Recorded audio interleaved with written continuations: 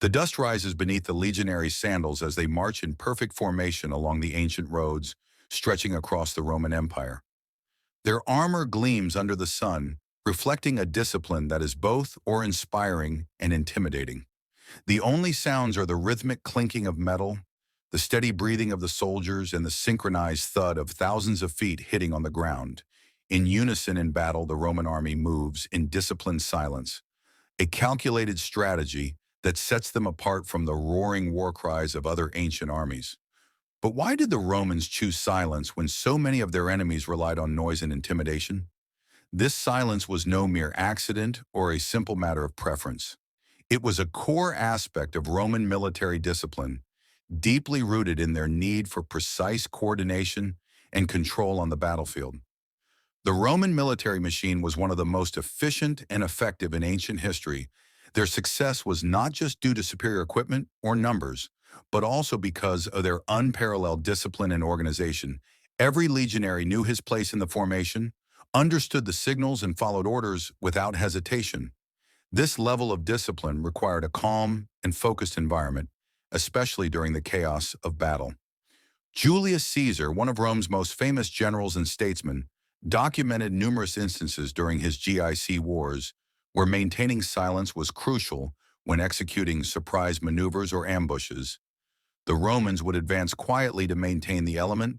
A surprise, the unnecessary noise could alert the enemy and jeopardize the entire operation. In his commentary, Dale Gallico Sisa notes how silence was maintained even when the soldiers were eager for battle, emphasizing the restraint and discipline ingrained in them.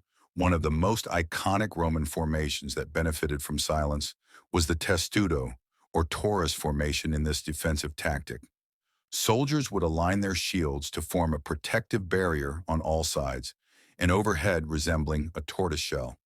This formation required precise coordination. Even a slight miscommunication could create gaps, leaving the unit vulnerable to enemy projectiles.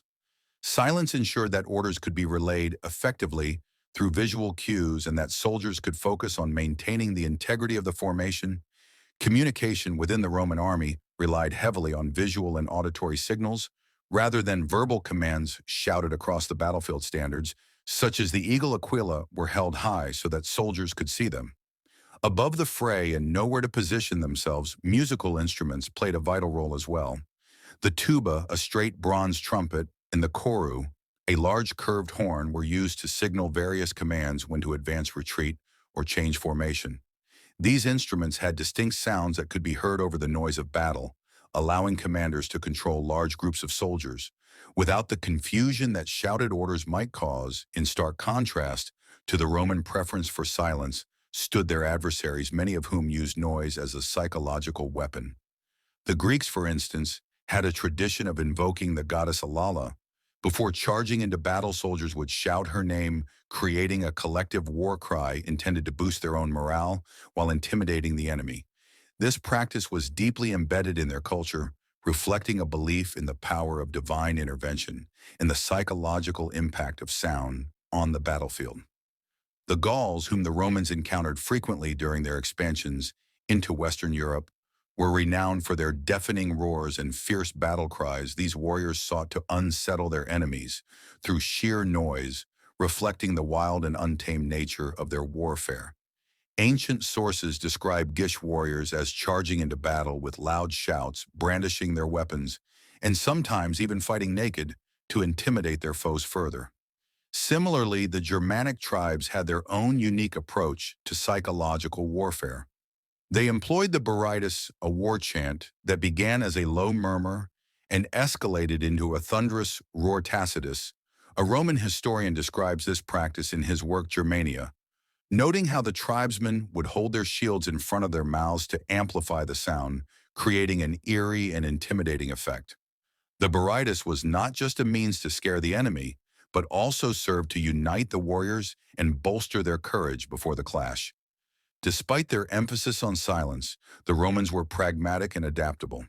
They recognized the value in the tactics employed by their enemies and were not above incorporating effective methods into their own practices. A notable example of this adaptability is seen during Bud's revolt in 61. A Boudica, the queen of the Iraini tribe, led a massive uprising against Roman rule in Britain, according to Tacitus in his Annals, as the Britons approached with loud shouts and war cries. The Romans' initial,